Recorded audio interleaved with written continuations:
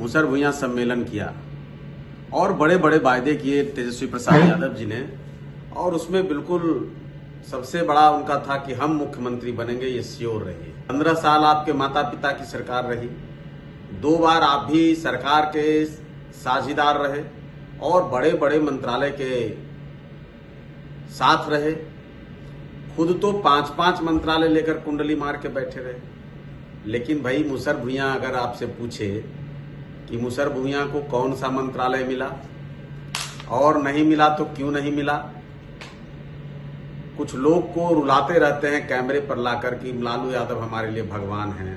लेकिन लालू प्रसाद जी जब जेल जाने लगे तब अपनी पत्नी को बनाया। आज जब नेता प्रतिपक्ष बनाने की बात हो, बड़े बड़े मंत्रालय देने की बात हो तो बेटे को बनाते हैं। कहां किसी दलित को आगे करते हैं। यह है मखदूमपुर के सरयू मांझी जी और प्रभावती देवी जी। प्रभावती देवी रही हैं आयोग की सदस्य और सरयू मांझी कहीं नौकरी करते हैं। ऐसे परिवार को भी अपने पैरों में किस तरह से लालू यादव गिराए हुए हैं, तो क्या ये लोग आज भी यही चाहते हैं कि मुसहर भुइयां का वैसा ही लोग जो इनके पैरों में गिरा रहे। नेता प्रतिपक्ष तेजस्वी यादव कल मुसहर भुइयां महारैली में शामिल हुए थे और खुद को कह रहे थे कि इस बार सीएम बनेंगे, मुसहर भुइयां को पक्का मकान बनवाएंगे। बड़ी बड़ी बातें करते हुए नजर आ रहे थे। अब इसको लेकर के देखिए, हम पार्टी के राष्ट्रीय प्रवक्ता हैं, जीतन राम मांझी के पार्टी के प्रवक्ता हैं श्याम सुंदर, वो नेता प्रतिपक्ष तेजस्वी यादव पर खूब बरस गए और कह रहे हैं उनके पार्टी के नेता, दलित नेता जो मुसहर समाज से आते हैं, वो कह रहे थे कि लालू यादव नहीं होते तो हम विधायक नहीं होते। उनको भी बता रहे हैं, यानी राम वृक्ष सदा को भी समझा रहे हैं और कह रहे हैं कि देखिए बाबा भीमराव अम्बेडकर नहीं होते और आरक्षित सीट नहीं होती तो आप विधायक नहीं होते। वहीं पर जिस तरीके की बात वो करते हुए नजर आए, उसको लेकर के भी कह रहे हैं कि राजस्व मंत्री लालू प्रसाद यादव या नेता प्रतिपक्ष तेजस्वी यादव को क्या उन्हें याद है कि किसी दलित समुदाय के लोगों को, या वो तो छोड़िए अपने ही समुदाय के लोगों को राष्ट्रीय अध्यक्ष बना सकते हैं क्या, और भी क्या कुछ कहते हुए नजर आ रहे हैं श्याम सुंदर। सबसे पहले आप वो सुने। राष्ट्रीय जनता दल ने कल मुसहर भुइयां सम्मेलन किया और बड़े बड़े वायदे किए तेजस्वी प्रसाद यादव जी ने, और उसमें बिल्कुल सबसे बड़ा उनका था कि हम मुख्यमंत्री बनेंगे, ये श्योर रहिए। चलिए आप मुख्यमंत्री बनिएगा कि नहीं बनिएगा वो देखा जाएगा, लेकिन मुसहर भुइयां सम्मेलन में मुसहर भुइयां के कुछ सवाल हैं, उसका जवाब दे दीजिए। 15 साल आपके माता पिता की सरकार रही, 2 बार आप भी सरकार के साझीदार रहे और बड़े बड़े मंत्रालय के साथ रहे। खुद तो 5-5 मंत्रालय लेकर कुंडली मार के बैठे रहे। लेकिन भाई मुसहर भुइयां अगर आपसे पूछे कि मुसहर भुइयां को कौन सा मंत्रालय मिला और नहीं मिला तो क्यों नहीं मिला, कुछ लोग को रुलाते रहते हैं कैमरे पर लाकर कि लालू यादव हमारे लिए भगवान हैं, ये नहीं रहते तो हम लोग एमएलए नहीं होते।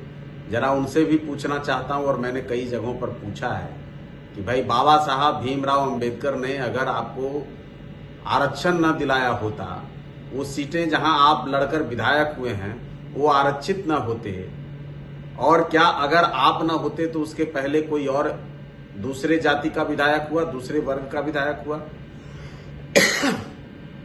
और आपका टिकट काट कर फिर किसी और वर्ग को लड़ा सकते हैं।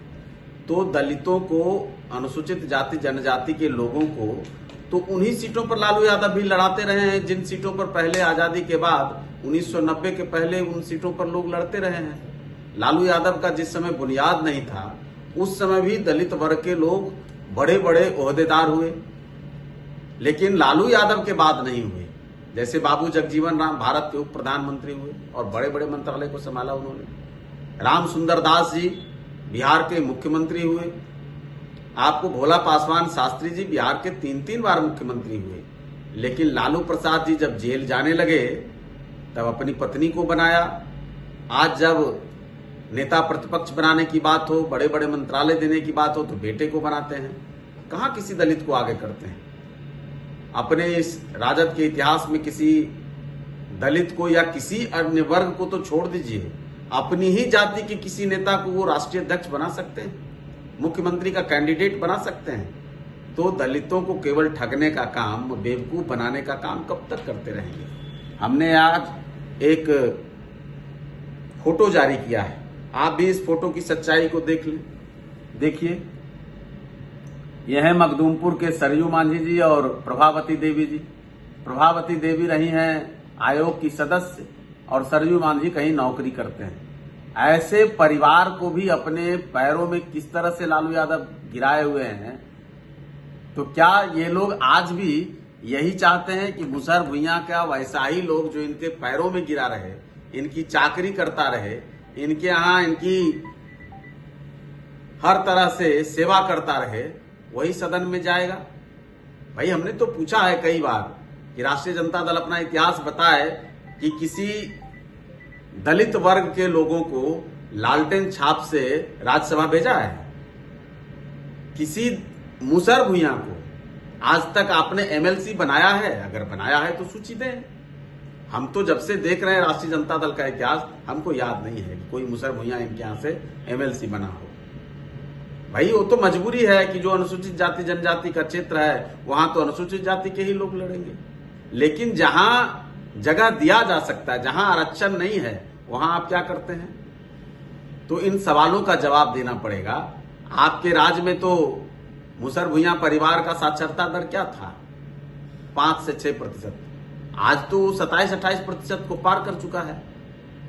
तो आपके जाने के बाद इस समाज का भविष्य अच्छा हुआ है, वर्तमान अच्छा हुआ है। आज इनके जाति के लोग उस जगह पर हैं, आज मैं खुलकर कहता हूं, जीतन राम मांझी, संतोष मांझी उस जगह पर हैं जहां टिकट के लिए किसी की दरबारी नहीं करनी है, वो टिकट बांटने वालों में शामिल हो गए हैं। लेकिन ये लोग चाहते हैं कि दलित मुसहर भुइयां ये तमाम लोग आज भी इनकी चाकरी करें, इनके यहां जाकर के प्रणाम करें, इनके पैरों में गिरें, तब उनको किसी तरह से टिकट मिल जाए। वो छोड़िए, किसी को बना देंगे तो लगातार दोबारा नहीं बनाएंगे, तिवारा नहीं बनाएंगे, लेकिन अपने बाल बच्चों को, अपनी जाति के लोगों को, एक जहानाबाद से इनकी जाति के नेता 6 चुनाव हार गए, फिर भी उनको टिकट मिलता रहा। जरा हमको बताइए, कोई दलित नेता जो 6 चुनाव हार जाए उसको आप टिकट देते रहेंगे? तो ये सच्चाई है उनकी। और ये जो सामंतवाद की नई परिभाषा लालू यादव ने गढ़ी है, ये जो नव सामंतवाद के नायक हैं, नए जमींदार जो हैं, ये यही लोग हैं, लालू प्रसाद, तेजस्वी यादव। आज इनको पीड़ा हो रही है कि कोई कैसे मुसहर भुइयां का बेटा जो है उसका नेता हो गया, वो अपनी पार्टी चला रहा है, वो लोगों को टिकट दे रहा है, वो अपनी बात कह रहा है। लोकसभा चुनाव में इनकी पूंगी बच गई, हर जगह मुसहर भुइयां ने एनडीए को वोट कर दिया जीतन राम मांझी जी के कहने पर और संतोष मांझी जी के घूमने पर।